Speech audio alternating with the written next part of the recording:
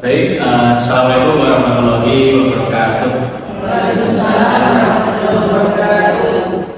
Terima kasih Bapak Ibu sekalian atas kesediaannya untuk meluangkan waktunya dalam rangka menghadiri undangan saya untuk saya ingin berbagi aksinya terkait dengan pemahaman dan pengalaman dalam menerapkan budaya positif di sekolah. Nah, budaya positif itu apa? Di situ nanti ada macam-macam ya. Budaya positif itu nanti ada misalnya nilai-nilai kebajikan, kemudian nanti ada studi restitusi, kemudian nanti juga ada tentang bagaimana biasanya kita di sekolah itu kan ada tata tertib ya. Nah, tata tertib itu kita bisa menggantikan tata tertib atau peraturan itu kita biasanya berasal dari kita gurunya gitu ya. Nah, ini kita balik. Jadi sudut pandangnya kita balik. Jadi yang membuat itu siswanya. Misal ada peraturan nanti dilarang menggunakan HP. Nah, ini kata-kata dilarangnya itu diganti menjadi menggunakan HP dengan bijak seperti itu. Tapi semua itu berasal dari siswanya. Itu namanya nanti keyakinan kelas. Nah, hari ini saya akan berbagi pemahaman dan pengalaman dalam menerapkan budaya positif di sekolah.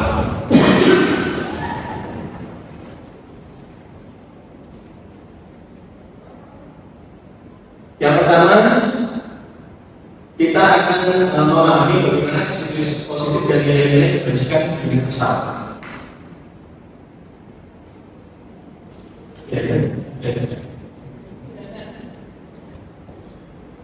Di sini ada disiplin positif, kemudian nanti muncul teori kontrol dan teori pilihan. Nah, seperti apa? Misalnya seperti ini. Anda tidak bisa mengontrol orang lain, hanya Anda yang bisa mengontrol diri Anda. Jadi ternyata kedisiplinan itu harusnya muncul dari dalam kesadaran diri. Jadi bukan orang lain bisa kita membuat peraturan, kemudian harus orang lain itu harus mengikuti peraturan kita, bukan seperti itu. Tapi itu harus muncul dalam diri kita sendiri. Kalau dalam konteks siswa, maka siswanya yang harus muncul dalam kesadaran dirinya, tak kontrol secara mandiri. Maka disiplinnya adalah belajar kontrol diri dengan menggali potensi kita agar tercapai tujuan mulia, yaitu sesuatu menjadi seseorang yang kita inginkan berdasarkan nilai-nilai yang kita hargai. Disiplin ini harusnya ketika muncul dalam diri siswa, maka itu kita bisa memaknainya, disiplin itu ternyata seperti itu, bisa muncul dari dalam dirinya siswa sendiri. Kemudian semua perilaku memiliki tujuan. Misalnya contoh, kayak anak-anak itu misalnya rame, kan ada ya, peserta didik kita rame di kelas itu apa?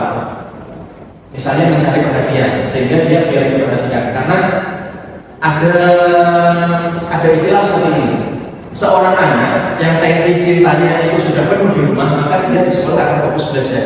Tapi ketika tangki cintanya atau kasih sayang yang diterimanya di rumah itu kurang, maka ketika di sekolah dia akan mencari kasih sayang, maka dia akan mencari perhatian di sekolah. Nah, ini yang benar-benar harus kita pahami. Nah, berarti semua perilaku memiliki tujuan. Nanti turun kepada teori motivasi. Nah, ini dia. Yang menarik itu ini gini. Teori motivasi itu ada satu untuk menghindari hukuman, dua untuk mendapatkan imbalan, dan tiga untuk menghargai diri sendiri. Kira-kira kalau berdasarkan Bapak Ibu ketika mengajar, motivasinya anak-anak untuk mendapatkan nilai, misalnya belajar itu motivasinya seperti apa? Mungkin bisa disampaikan, kita diskusikan bersama. Kan motivasinya ada tiga nih, untuk menghindari hukuman, untuk mendapatkan imbalan, atau untuk menghargai diri sendiri. Kira-kira yang banyak yang mana? Biasanya anak kan mendapat imbalannya bukan nilai yang berarti semuanya rata-rata hampir sama gitu. Berarti yang rata-rata itu yang pertama itu untuk menghindari hukuman dan untuk mendapatkan imbalan, itu jelas. Ya, jadi ketika anak mematuhi peraturan, dia memang gak ingin dihukum. Atau yang kedua, dia ingin mendapatkan imbalan, misal kita memberikan nilai bagus. Padahal bukan seperti itu yang seharusnya. Karena seharusnya seperti apa? Seharusnya yang ketiga ini untuk menghargai diri sendiri. Jadi mereka itu bekerja dengan maksimal, belajar dengan maksimal, itu harus berdasarkan semangat dari dalam dirinya sendiri bahwa oh ya saya harus ini untuk diri saya sendiri, maka saya harus maksimal tanpa harus disuruh. Listriknya mati. Listriknya sendiri, kekecilan diri biasanya untuk menghargai diri sendiri. Semestinya motivasi itu kan muncul dari dalam diri manusianya sendiri. Kalau dalam kita pendidikan maka harus muncul pada diri siswa sendiri tanpa untuk menghindari hukuman atau untuk mendapatkan imbalan. Jadi kita harus berusaha untuk bagaimana siswa itu bisa menghargai dirinya sendiri dan motivasi seperti itu. Kemudian yang selanjutnya yaitu model berpikir menang-menang, kemudian kolaborasi dan konsensus menciptakan pilihan-pilihan baru. Di sini nanti kita ada 5 posisi kontrol. 5 posisi kontrol inilah yang nanti kita membantu siswa itu untuk seperti apa ya Mas? Kalau biasanya dulu kan ada yang seperti ini. Kamu kalau terlambat pulang, seperti itu kan ya. Nah itu nanti kita bisa memasukkannya kemana ya? Penghukum, pembuat rasa bersalah, atau teman, pemantau ataupun manajer. Kira-kira dari 1, 2, 3, 4, 5 ini menurut Bapak Ibu semua yang paling bagus yang mana? Kan ada penghukum, pembuat rasa bersalah, sebagai teman, sebagai pemantau atau manajer. Menurut Bapak Ibu, kira-kira sebelum kita membahasnya lebih lanjut, sebagai teman. Posisi kontrol itu sebenarnya dari 5 ini yang paling bagus itu adalah sebagai manajer. Kenapa? Karena kita menyerahkan sepenuhnya ketika siswa terlibat masalahnya. Siswanya disuruh untuk menyadari apa masalahnya. Kemudian setelah itu bagaimana tindakan yang harus dilakukan untuk menyelesaikan masalah tersebut. Semua itu harus berasal dari siswa. Cuma kita hanya membimbingnya saja. Kemudian mengingatkan kembali, nanti ada namanya itu keyakinan kelas. Nanti kita akan pelajari. Kita ke slide. Nah, yang selanjutnya ada 5 kebutuhan manusia. Dari semua ini, maka kita harus memahami 5 kebutuhan dasar manusia, yaitu tentang penguasaan, kasih sayang yang bisa diterima, kesenangan dan kebebasan. Kalau kesemuanya 5 ini terpenuhi, maka kita akan dengan mudah untuk mengajak siswa itu belajar. Kenapa? Itu sebagai guru harus menyadari bahwa mereka itu untuk penguasaan itu contohnya seperti itu. Kadang-kadang kalau kita memberi tugas, ada anak itu yang ketika kita kasih tugas membuat presentasi, kemudian di HP gitu, itu kan kerjanya ada yang pointer, yang kreatif gitu ya. Ternyata nanti ketika kita alihkan ke yang misal menggambar dengan manual, itu dia kelabakan, nggak bisa. Malah yang ketika dia waktu mengerjakan di HP dia aja, dia lebih kreatif di situ. Nah maka ini kita harus benar-benar memahami penguasaan mereka seperti apa. Terus kasih sayang dan rasa menerima seperti yang kita bahas di awal tadi. Kalau yang di rumah itu sudah mendapatkan perhatian dari orang tua, mendapatkan kasih sayang, maka di sekolah dia akan belajar aja, ya kan? Dia fokus belajar. Tapi ketika nanti dia itu di rumahnya ya nggak mendapatkan kasih sayang, kemudian mereka itu perlu diperhatikan, maka di sekolah mereka cenderung menjadi anak yang memberontak menolak. Sebenarnya apa? Mereka hanya ingin diperhatikan begitu saja. Nah ini kasih sayang dan rasa diterima. Kemudian kesenangan. Yang paling penting belajar bagi mereka saat ini adalah bahagia yang belajar. Kadang-kadang mereka kita tugas kita berikan, katanya mereka nggak bahagia dan akhirnya nggak senang. Dan kalau kita belajar ngajak mereka keluar sebentar, gitu melihat misal materinya oke, materinya bukan materi luar ruangan, tapi kita mengajarnya di luar ruangan gitu contohnya. Paling tidak ada suasana yang berbeda. Nah itu aja nanti pasti akan menimbulkan kesenangan dan apalagi kebebasan. Jadi dia tidak merasa terkungkung di dalam kelas. Mereka akan bikin bebas. Kemudian selanjutnya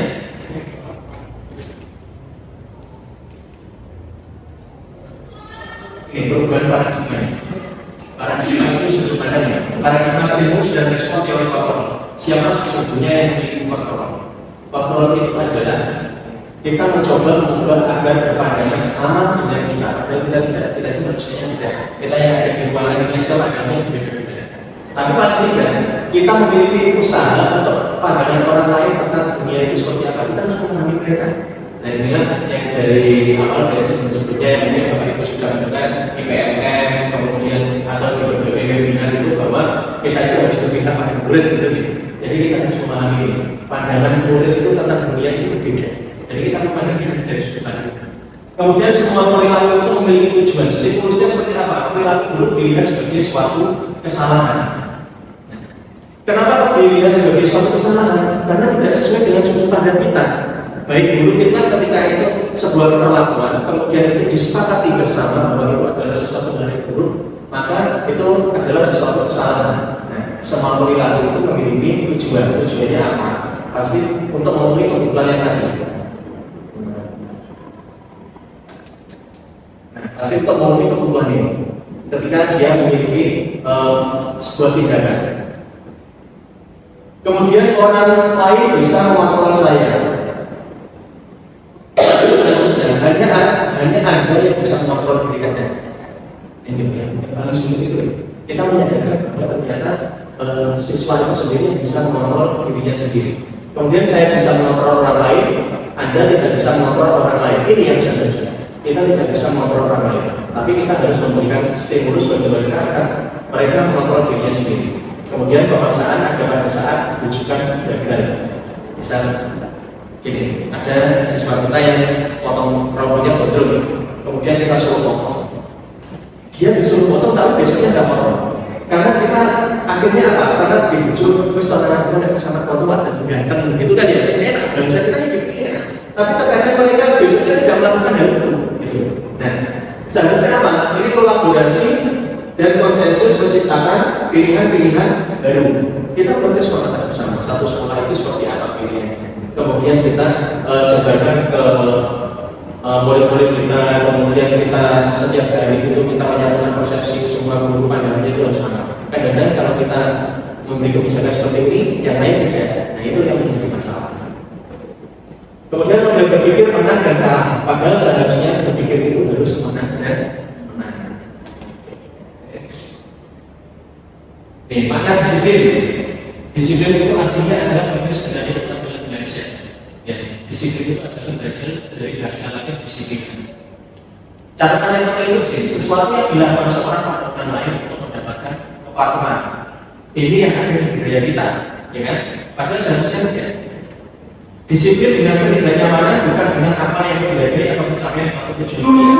Jadi, disiplin yang ada pada diri kita itu cenderung mereka yang akhirnya dimarahi, kemudian mereka itu yang ingin mendapatkan reward seperti itu. Padahal bukan suatu yang bisa. Nah ini nilai-nilai kebajikan universal. Jadi ada nilai kebajikan ini adalah sifat-sifat positif. Dan itu semua harus muncul dari motivasi intrinsik. Nah, bagaimana ini bisa terjadi? Maka kebiasaan-kebiasaan seperti yang kita lakukan ada Jumat bersih, kemudian ada Jumat sehat, kemudian ada apa yang Jumat kalbung. Nah, ini untuk menunjukkan nilai-nilai kebajikan universal pada diri kita. Nilai-nilai kebajikan yang ingin dicapai oleh setiap anak Indonesia kita kenal dengan profil pelajaran Pancasila. Yang pertama, beriman, bertakwa kepada Tuhan Yang Maha Esa dan Tuhan, kemudian ada mandiri, kendala kritis, kepemimpinan global, gotong royong dan kreatif. Implementasi nilai-nilai kebajikan di sekolah. Ini kalau yang pertama itu beriman, bertakwa kepada Tuhan itu harusnya pagi kita ada kegiatan apa membaca sebelum pelajaran, kemudian ada mandiri, boleh melaksanakan tugas sendiri itu, kemudian pendanaan kritis. Ini juga kita mengambil sumber belajar dari berbagai macam sumber, kemudian murid itu berdiskusi, kemudian ada perkembangan global yang biasanya kita masukkan ke P5.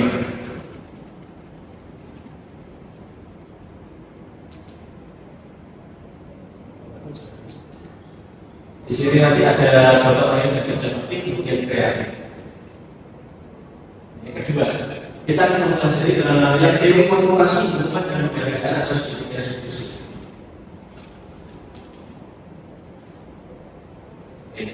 Hukuman dan penghargaan. Saat kita berulang kali menjanjikan hadiah kepada anak-anak agar berperilaku bertanggung jawab pada seorang murid agar mempelajari sesuatu yang baru atau pada seorang karyawan agar melakukan pekerjaan yang berkualitas. Kita sudah berasumsi mereka tidak dapat melakukannya atau mereka tidak akan memilih untuk melakukannya. Jadi ini, ya berulang kali dijanjikan hadiah. Kalau dijanjikan hadiah, misal Bapak Ibu, nanti kalau panjenengan haji seperti ini akan ada dibuatnya seperti anak-anak. Nanti kalau kalian mengerjakannya dengan sungguh-sungguh akan mendapatkan nilai yang bagus. Itu ya, itu paradigma awalnya seperti itu. Kemudian Afikon ini mengungkapkan baik penghargaan maupun hukuman adalah cara-cara mengatur perilaku seseorang yang menghancurkan potensi. Tapi ini kan susah sekali menghancurkan. Kalau untuk saat ini di siswa kita ini, kalau kita tidak memberikan reward atau hukuman itu mengkondisikan mereka itu kan susah sekali. Jadi bagaimana bisa memunculkan ini semua sehingga potensinya itu tidak hancur karena kita ini sebenarnya apa ya istilahnya, kesenangan palsu yang kita berikan kepada mereka untuk menghindari hukuman. Kemudian restitusi adalah proses menciptakan kondisi bagi murid untuk memperbaiki kesalahan mereka. Ini sedikit. Nanti restitusi itu seperti ini. Misal ada siswa yang terlambat, kemudian siswa terlambat itu biasanya kan kalau yang seperti sebelumnya siswa terlambat kita tanpa alasannya, pokoknya kalau siswa terlambat silakan pulang. Itu seperti itu ya. Padahal seharusnya bukan seperti itu. Kita ajak diskusi gimana? Kita ajak ngobrol. Kenapa mereka sampai terlambat? Kemudian setelah itu ditanya apa masalahnya, setelah apa masalahnya, kemudian kita tanyakan bagaimana solusinya, kemudian bagaimana rencana tidak lanjutnya dia, sehingga dia tidak melakukan kesalahan lagi. Oke, 9 ciri-ciri restitusi itu yang pertama bukan untuk menebus kesalahan, namun untuk belajar dari kesalahan. Kemudian untuk memperbaiki hubungan. Kadang-kadang kalau kita sudah teman-teman pulang nanti kan ada timbul rasa dendamnya. Ada timbul rasa dendamnya. Kita usahakan jangan seperti itu. Kemudian tawaran bukan paksaan. Tawaran saja. Bagaimana solusinya ketika kamu biar tidak terlambat untuk besok, silakan cari pemecahan masalahnya. Nanti dia akan memberikan pilihan-pilihan itu. Pilihan-pilihan itulah yang nantinya kita akan memberikan arahan. Kira-kira Anda bisa nggak seperti ini? Nah, apakah ini bisa lebih baik, membuat perasaan lebih baik? Nah, itu pertanyaan. Kemudian restitusi menuntut untuk melihat ke dalam diri. Melihat ke dalam diri itu merefleksi. Jadi kalau kadang kita kita langsung memberikan hukuman, mereka tidak sadar kesalahannya seperti apa. Oke, mereka tahu, tapi tidak menyadari dan tidak memahami apa yang harus dilakukan selanjutnya. Kemudian restitusi diri adalah cara yang paling baik. Restitusi fokus pada karakter, bukan tindakan. Jadi karakternya gini, jadi kita berpikirnya lebih jauh ke depan. Misal, anak ini besok jangan sampai terlambat, harus lebih disiplin. Bukan pada tindakannya ini, anak ini terlambat, maka dia harus kena hukuman. Nah, bukan seperti itu, tapi lebih ke karakternya harus dibentuk seperti apa. Maka nanti kita bisa menyusun restitusinya. Kemudian restitusi fokus pada solusi, jelas. Dan restitusi mengembalikan murid yang berbuat salah kepada kelompoknya. Kelompoknya itu maksudnya seperti ini. Kalau dia berbuat salah, ya kita jangan langsung memberikan hukuman, jangan langsung memberikan tindakan yang itu malah dia merasa ditolak nanti oleh rekan-rekannya. Gitu. Kadang-kadang kita kan melabeli mereka, anak ini tukang terlambat, anak ini nakal, anak ini seperti ini. Kita cenderung melabeli seperti itu. Akhirnya apa? Timbul penolakan dari teman-temannya. Gitu. Padahal kita seharusnya kan anak ini tertata sedemikian rupa sehingga dia kembali ke rekan-rekannya itu bisa diterima. Ini yang paling penting itu adalah restitusi, mengembalikan murid yang berbuat salah kepada kelompoknya. Di situ ada hukuman, ada konsekuensi dan restitusi. Kita ambil satu contoh. Sesuatu yang menyakitkan harus terjadi, itu adalah hukuman. Gunanya untuk apa? Biar anak tidak mengulangi kesalahannya. Sedangkan konsekuensi sesuatu yang harus terjadi dan restitusi merupakan pilihan. Gampangnya seperti ini. Kalau sesuatu yang menyakitkan harus terjadi, biasanya itu tidak direncanakan. Ya. Tidak direncanakan itu seperti apa? Anak itu tiba-tiba membuat kesalahan, kemudian kita spontanitas. Silakan kamu menulis 1000 tulisan 1000 baris itu ya. Itu adalah hukuman, tidak direncanakan. sedangkan kalau konsekuensi ini terjadi kesepakatan sebelumnya. Jika saya tidak menaati, maka konsekuensinya ini, itu ya. Nah, jika saya tidak melakukan ini, maka konsekuensinya ini sudah terencana. Tetapi lebih lengkap lagi, lebih bagus lagi ketika ada restitusi. Ini merupakan pilihan. Jadi ketika dia tidak melakukan atau melakukan kesalahan, maka kesalahan itu dia jabarkan apa sih kesalahan saya, mengapa saya bisa melakukan itu, dan apa yang harus saya lakukan biar kesalahan itu tidak terulang. Itu adalah perbedaan dari hukuman, konsekuensi, dan restitusi. Ini masuk kepada disiplin. Ya. Kalau identitasnya gagal, maka ketika kita memberikan hukuman, mereka tidak tahu kesalahannya di mana, kemudian mereka tidak tahu bagaimana memperbaiki dirinya, maka pencarian identitasnya gagal. Tetapi kalau identitas sukses ini, maka ada konsekuensi dan ada restitusi. Ada tindakan yang disepakati, kemudian ada konsekuensi yang harus dilakukan. Kalau restitusi ini lebih jauh kepada pemulihannya seperti apa. Kemudian selanjutnya itu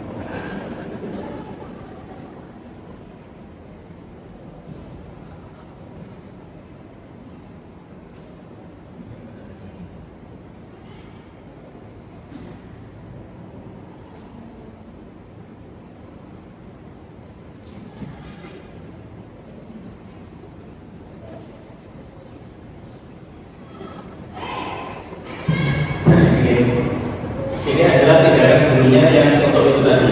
Yang pertama, mencatat 100 kali di dalam buku kalimat, saya tidak akan terlambat lagi karena terlambat.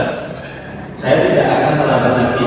Nah, ini contoh hukumannya, karena terlambat ke sekolah maka diberikan hukuman seperti ini. Saya tidak akan terlambat lagi. Ini adalah berupa hukuman. Kemudian hukum yang kedua, lari mengelilingi lapangan basket 2 kali karena terlambat berada di sekolah. Hukuman yang ketiga yaitu murid diminta untuk push up 15 kali karena tidak menggunakan masker ke sekolah. Kemudian konsekuensi menggantikan kertas tugas teman yang telah dicoret-coret, kemudian membersihkan tumpahan air di meja tulis karena tersenggol pada saat belajar. Murid disuruh untuk mengenakan sepatu seharian di sekolah karena tidak menggunakan sepatu hitam. Kemudian selanjutnya lari mengelilingi lapangan basket 2 kali karena terlambat 10 menit untuk pembelajaran PJOK. Kira-kira perbedaannya dari ini yang dapat dari perbedaannya yang dirasakan oleh muridnya apa nih?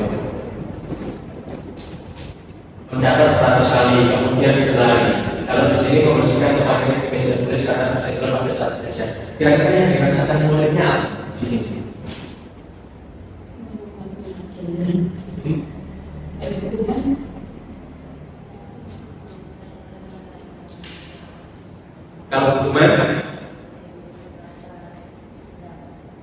Kalau hukuman menimbulkan rasa sakit, jelas ya. Hukuman itu menimbulkan rasa sakit, entah itu jasmaninya atau rohaninya yang sakit. Tapi kalau konsekuensi, bedanya kalau konsekuensi di sini, dia dari awal sudah tahu. Ketika saya melakukan kesalahan, maka saya akan seperti ini. Nah, ini adalah bedanya. Kalau tidak ada kesiapan pada diri anak, kalau kita mereka sadar tentang konsekuensinya, tapi kalau hukuman itu tidak. Mereka nanti cenderung mendapatkan hukuman itu secara tiba-tiba, dan itu biasanya menimbulkan rasa sakit dan tidak menimbulkan perbaikan dalam dirinya. Ya, seperti ini. Kemudian yang ketiga yaitu keyakinan kelas. Keyakinan kelas itu seperti yang saya sampaikan awal tadi. Mengapa tidak peraturan saja? Mengapa harus keyakinan kelas? Mengapa kita memiliki peraturan harus menggunakan jalur bila menyertai kendaraan roda 2? Kalau ada pertanyaan seperti itu, kira-kira Mengapa kita memiliki peraturan harus menggunakan helm bila mengendarai kendaraan roda 2? Kalau ingin selamat harus menggunakan helm. Apakah ini keyakinan atau memang peraturan? Saya minta tolong dengan kalau jangan menggunakan helm, awalnya yang ada di pikirannya itu keyakinan akan keselamatan atau peraturan? Dari situ kan menimbulkan keyakinan harus pakai helm jika ingin selamat. Kalau jatuh mungkin bisa mungkin terbentur tapi tidak akan mengenai. Berarti awalnya dari peraturan dulu. Ya, berarti bukan dari keyakinan dulu, yang dari awal, memang. Karena kita mungkin dari awalnya kita memang peraturannya seperti itu. Padahal harusnya berpikirnya terbalik. Peraturan itu timbulnya harusnya dari berawal dari keyakinan.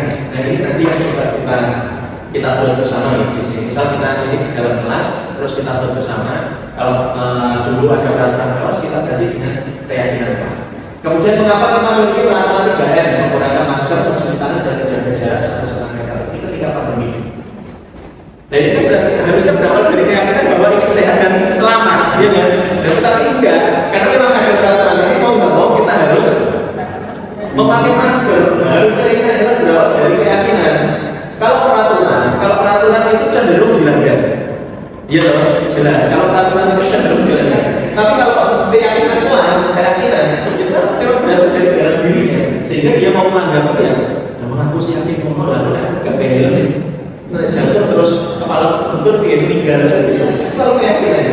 Kemudian mengapa kita memiliki peraturan harus datang tepat waktu pada saat datang sekolah? Nah ini semuanya harus bersumber pada keyakinan dulu, baru kita bentuk menjadi peraturan.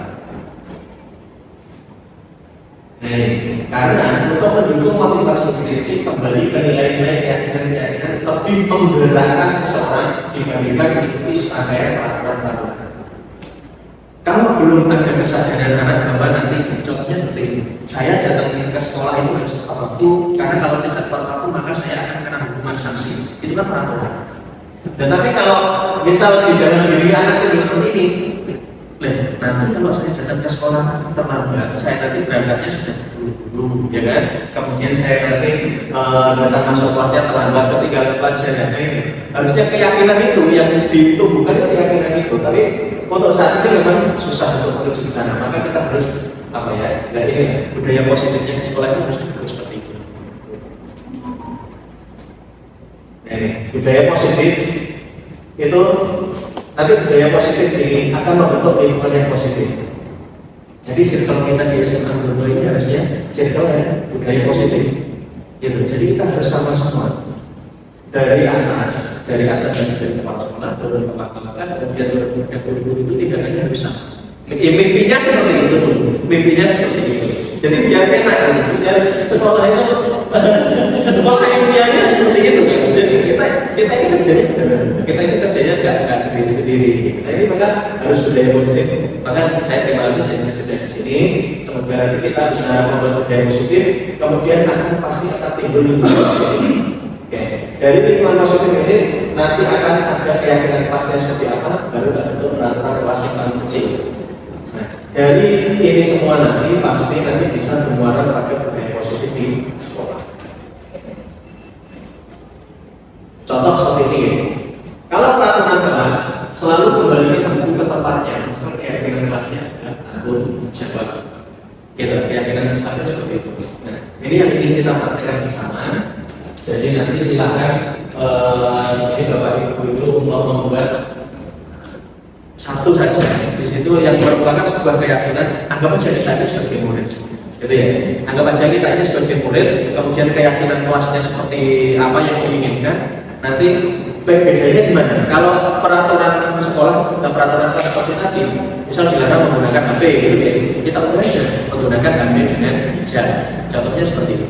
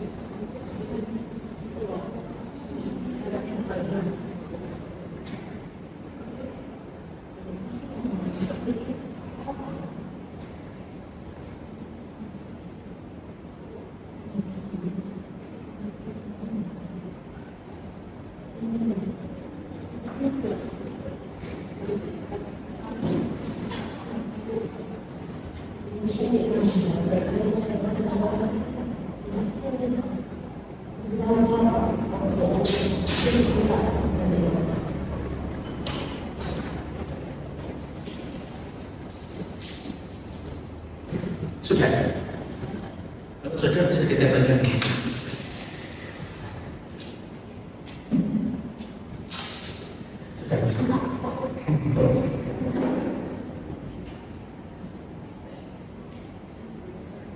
Sudah. Ini kita taruh di depan ini.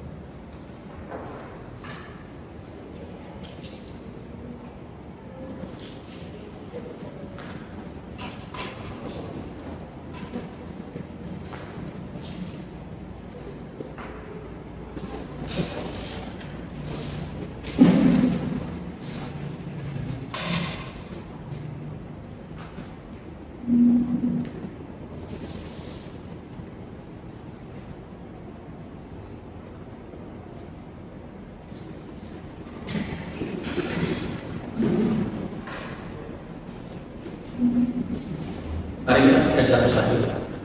Dalam kerja satu-satu.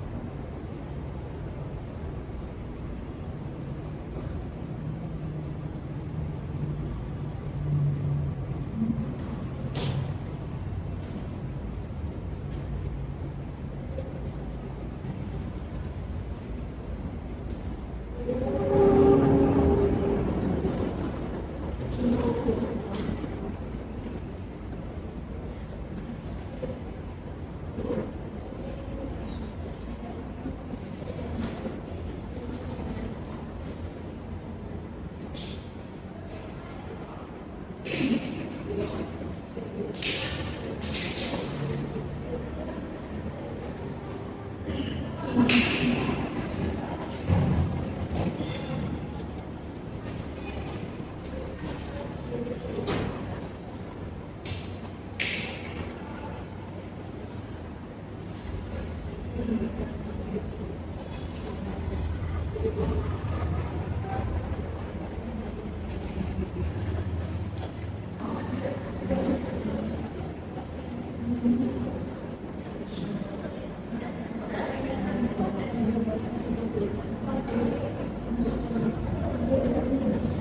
untuk yang pertama, selalu mengembalikan bagaimana perasaan tanggung jawab dari siswa untuk bisa mengembalikan posisi buku. Oh, berarti kan nilai kan kita bisa ngambil langsung seperti ini. Nanti selalu mengembalikan buku berarti gitu ya. Berarti ya bertanggung jawab terhadap kelas gitu aja. Nah itu nanti jadi bukan kalau selalu mengembalikan itu kan bentuknya kayak peraturan. Jadi kita langsung kita baca keyakinannya bertanggung jawab terhadap kerapian kelas. Kita rubah seperti itu. Jadi bertanggung jawab terhadap kerapian kelas. Kalau selalu mengembalikan, ya itu kan ibaratnya apa ya?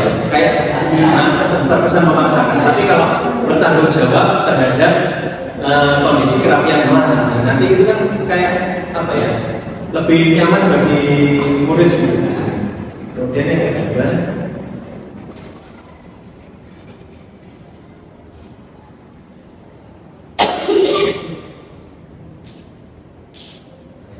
izin kepada Bapak Ibu guru yang sedang mengajar apabila ingin ke toilet, sopan santun dan etika.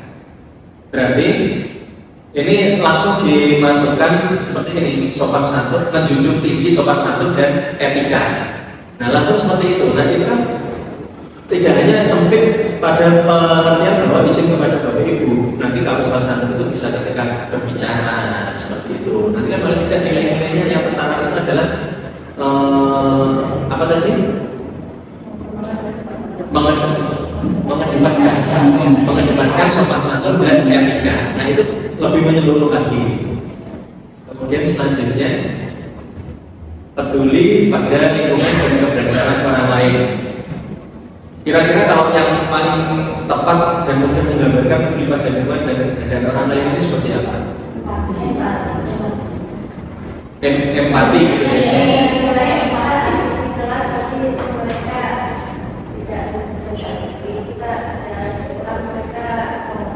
Oh berarti senantiasa bersimpati dan berempati gitu ya. Nanti keyakinan kelasnya kan kita bentuk seperti itu. Berawal dari pikiran murid. Itu rasanya lebih nyaman gitu saja. Ke anak itu lebih nyaman. Suasana seperti terlihatnya lebih kondusif.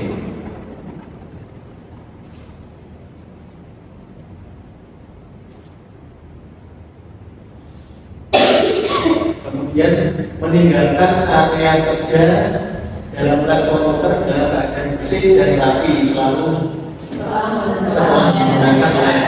Nah seperti tadi menjaga kebersihan dan kerapian ruang kelas, nah, seperti itu.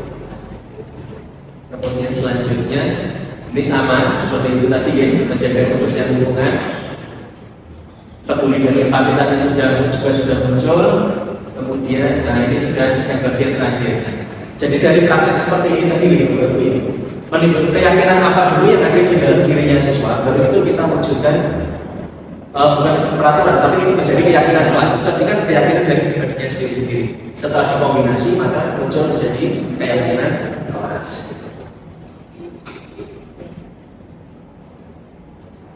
Nah seperti ini tadi, dilarang mengganggu orang lain. Ini kan peraturan. Kalau juga menjadi keyakinan kelas kan menghormati orang lain. Kemudian hadir di sekolah 15 menit sebelum pembelajaran dimulai, menghormati orang lain dan berkomitmen. Terus dilarang melakukan kekerasan, berarti keyakinan kelasnya harus keselamatan dan menghormati orang lain. Dilarang menggunakan narkoba, di sini berarti lebih lengkap menjaga kesehatan seperti itu. Jadi dirubah aja seperti itu. Jadi jangan kalau peraturan itu kan mungkin kesannya nanti ada peraturan berarti ada pelanggaran, ya kan? Tapi kalau ada keyakinan kelas, paling tidak mereka setiap hari, oh keyakinannya seperti ini, saya harus seperti ini, keyakinannya seperti ini, saya harus seperti ini. Kalau peraturan nanti cenderung melanggar. Di mindsetnya nanti gini, pelanggaran gitu di mindsetnya. Kemudian selanjutnya, implementasi buat keyakinan kelas di sekolah, jadi ini yang saya lakukan, yang sudah saya lakukan ketika di kelas. Yang pertama itu menjelaskan prosedur pembuatan keyakinan kelas, setelah itu membayangkan kondisi kelas yang diinginkan itu seperti apa, terus kemudian menuliskan keyakinan kelas yang diinginkan seperti yang kita lakukan barusan. Kemudian, nah ini menempelkan seperti ini ya. Nah nanti baru kita pilih keyakinan kelasnya yang kita sepakati bersama itu seperti apa. Nanti baru di situ muncul nih, guru dan murid tanda tanda cap jari ini bisa, ini variasi aja. Nah ini ditempel menjadi keyakinan kelas, bukan peraturan kelas lagi, tapi keyakinan kelas. Karena itu merupakan sudah kesepakatan bersama, jadi ini nanti pasti akan lebih ringkas.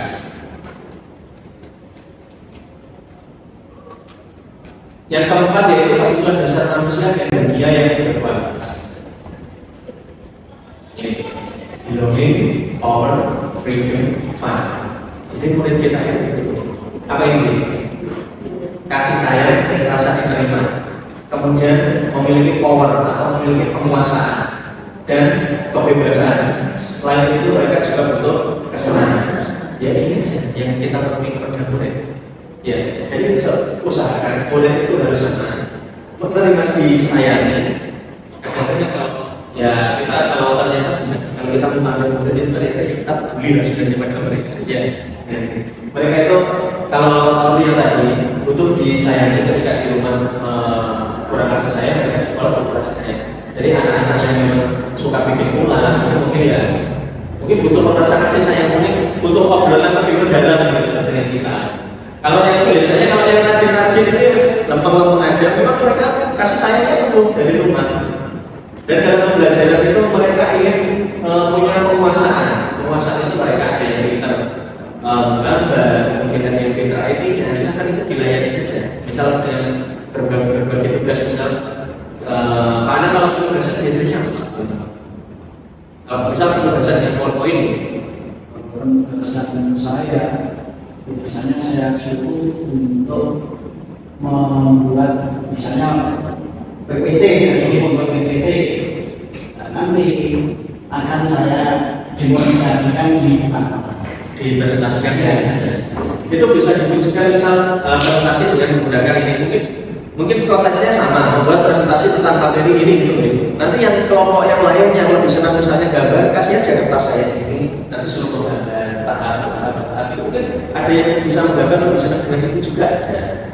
Nah, jadi macam-macam atau mungkin menjelaskannya mereka dengan video dengan vlog sendiri. Nah, itu kan mereka nanti penguasaannya itu penguasaan aku seperti gambar di papan gawe tulisan gak seneng aku kan gitu ya itu contohnya. Kemudian nanti freedom ini mereka bebas mengkreasikan dirinya. Saya bisa pinternya ini. Nah kalau mereka kita kasih kesempatan seperti itu, maka kebutuhan anak-anak kebebasan itu terpenuhi dan mereka pasti akan senang. Dan empat-empatnya ini dibutuhkan untuk mereka survival atau kebutuhan bertahan hidup. Jadi itu. Jadi semoga kita nanti bisa memenuhi kebebasannya mereka. Terus inilah posisi kontrol ini yang paling penting. Yang pertama itu adalah ada penghukum, ada pembuat orang merasa bersalah, teman, pemantau, dan manajer. Kalau misalnya seperti ini, ada permasalahan seperti ini. Karena kamu terlambat, kamu sekarang mengelilingi lapangan 2 kali. Itu kira-kira masuk mana? Penghukum, penghukum. Oke. Terus lagi ada yang seperti ini lagi. Karena kamu terlambat sekolah, seperti peraturan di sekolah, maka kamu sekarang harus pulang. Kira-kira itu masuk yang mana?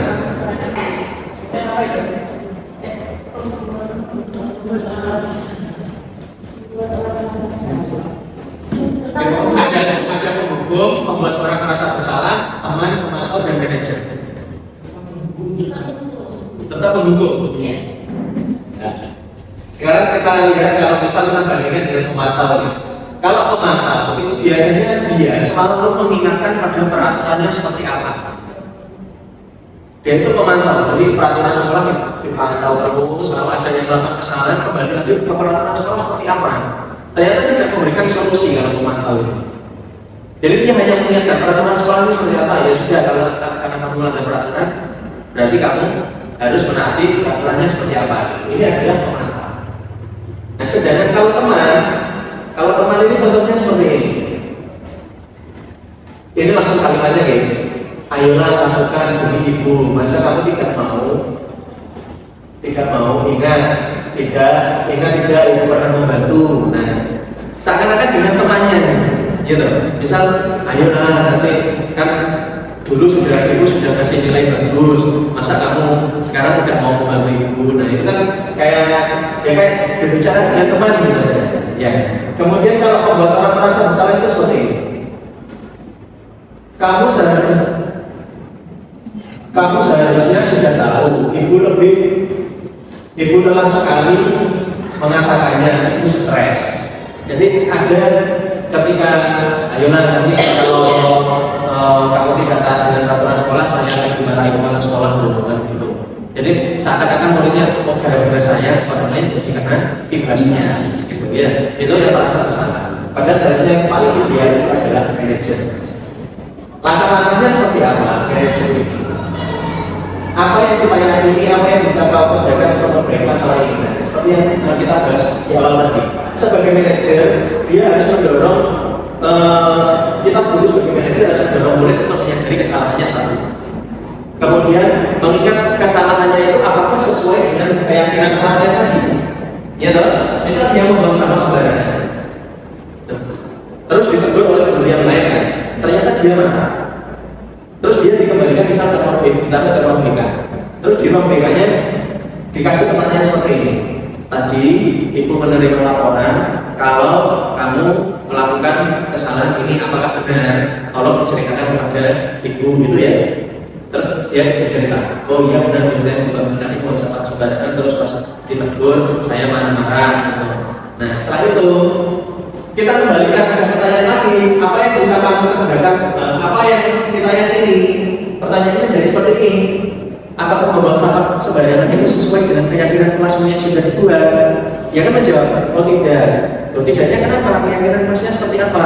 Keyakinan kelas itu membuang sampah pada tempatnya, misal seperti itu ya, menjaga kebersihan kelas bu. Baik, nah apakah tindakan itu sudah sesuai? Tidak, bu, tindakan saya tidak sesuai. Kan jawabannya seperti itu. Kita memancing pertanyaan dengan jawaban yang memang dia bisa menjawab karena keyakinan kelasnya.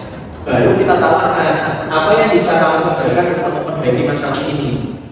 Nanti anak pasti berpikir, oh ya silakan pertama, mungkin saya harus meminta maaf kepada bapak ini yang telah menegur, gitu.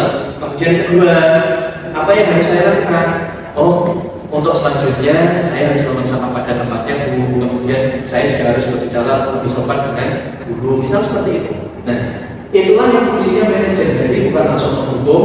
Misal kelihatan membuang sampah, jangan membuang sampah sembarangan. Karena kamu membuang sampah sembarangan, silakan semua tong sampah ini yang di sampahnya dibuang ke belakang semua. Nah, itu kan memberi hukuman. Harusnya bukan seperti itu. Nah, inilah 5 posisi kontrol kita. Yang paling ideal adalah menjadi manajer karena kita berusaha menghargai murid. Nih pernyataannya. Saya kecewa sekali dengan kamu. Siapa yang mengatakan membuat orang merasa bersalah? Mereka nanti pasti merasa bersalah. Kamu tidak pernah benar melakukannya. Nah ini menghukum.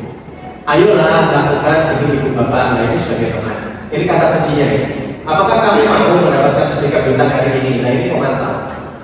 Ya, stiker bintang itu artinya ketika melakukan kesalahan, kemudian diberi stiker bintang. Kalau mungkin melakukan kesalahan, kemudian diberi kerudung merah. Katanya, ya katanya bukan mana dulu kan gitu pak ya. Kalau ada apa siswa yang melakukan kerudungnya salah, kerudung merah. Nah, kemudian ini, bagaimana kamu bisa menyelesaikan masalah ini? Nah, ini adalah manajer. Pertanyaan ini lah. Yang manajer itu pasti dikembalikan kepada murid. Tapi kita memiliki garis-garis besar agar murid itu bisa sesuai dengan apa yang keyakinan yang diyakini sebelumnya. Terus yang penghukum lagi, kamu selalu yang paling terakhir. Anak itu di apa ya? Di jitus apa ya? Di pokoknya ya mas, kamu melakukan kesalahan maka kamu hukumannya seperti ini. Nah, gitu. Kamu selalu yang paling terakhir.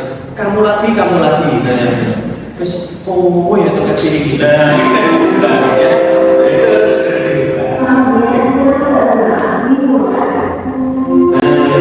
Langkah-langkahnya segini garis itu simpelnya manajer tadi. Yang pertama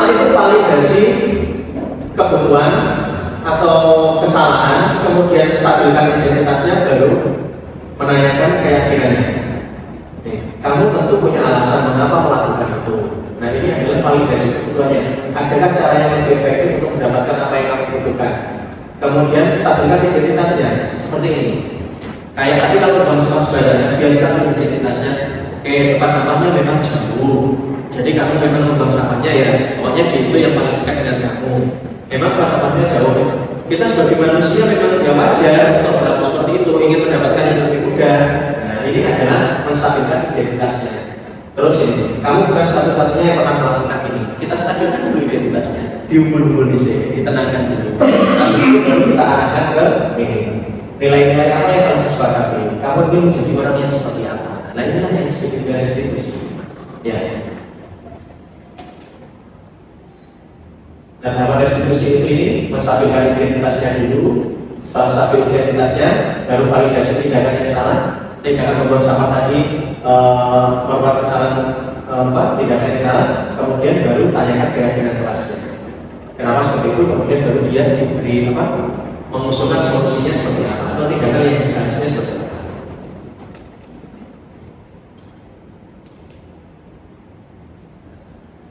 Saya contohkan yang sedikit restitusi.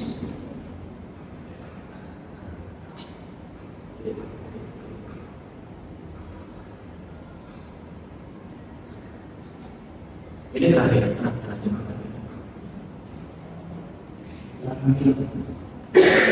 Iya Pak, film segitiga restitusi. Film segitiga. Film segitiga. Segitiga. Yang pikir kita sama. Iya.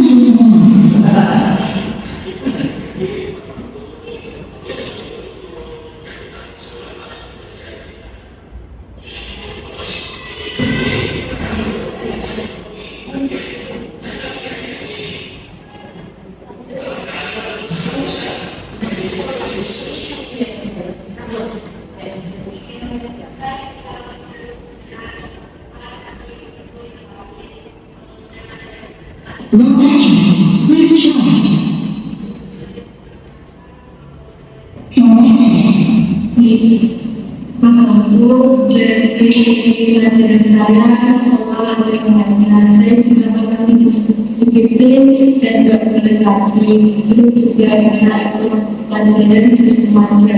Nah, itu ini saja. Jadi kita bisa rutin atau mengingatnya supaya kamu bisa cerita apa saja. Low battery, please charge. Sesuai dengan yang kelas kita. Terima kasih Pak, saya akan berusaha lebih lagi dan mengikuti keyakinan kelas. Bapak percaya meja bisa. Kita menghadapi ini bersama-sama. Jangan sungkan untuk datang ke Bapak apabila sewaktu-waktu membutuhkan apapun bantuan itu. Meja bisa cerita Bapak. Low battery, please charge. Setelah saya jadi akan cepat bergerak. Baik, mari kita tunggu perbaikan dari meja. Semoga meja sudah bisa masuk ini. Silakan bisa masuk ke kelas sekarang. Terima kasih Pak sudah membimbing saya bersedia untuk bergabung. Saya masih terlupa. Masih cukup bergabung. Low battery, please charge. Itu adalah salah satu contoh dari penerapan segitiga restitusi sekaligus untuk diseminasi untuk hari ini. Apa ya? Mungkin dari Bapak Ibu sekalian mungkin bisa memberi apa ya konklusi ataupun bentuk refleksi seperti apa? Low battery, please charge. Sudah pernah atau memang apa yang bisa kita dapatkan hari ini mungkin bisa disampaikan. Monggo. Kita mendapatkan dari diseminasi ini, kita meyakini bahwa kita tidak perlu memaksakan sesuatu padanya. Kita harus berusaha untuk menimbulkan kesadaran diri mereka. Memang sulit, tapi kita harus berusaha oleh setelah mengikuti diseminasi.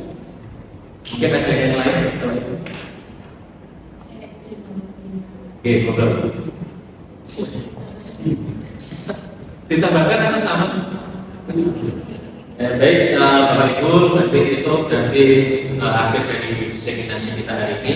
Semoga kita benar-benar bisa menjadi guru yang berpihak pada murid, gitu ya. Jadi kita itu memang harus menyadari mereka butuhnya apa.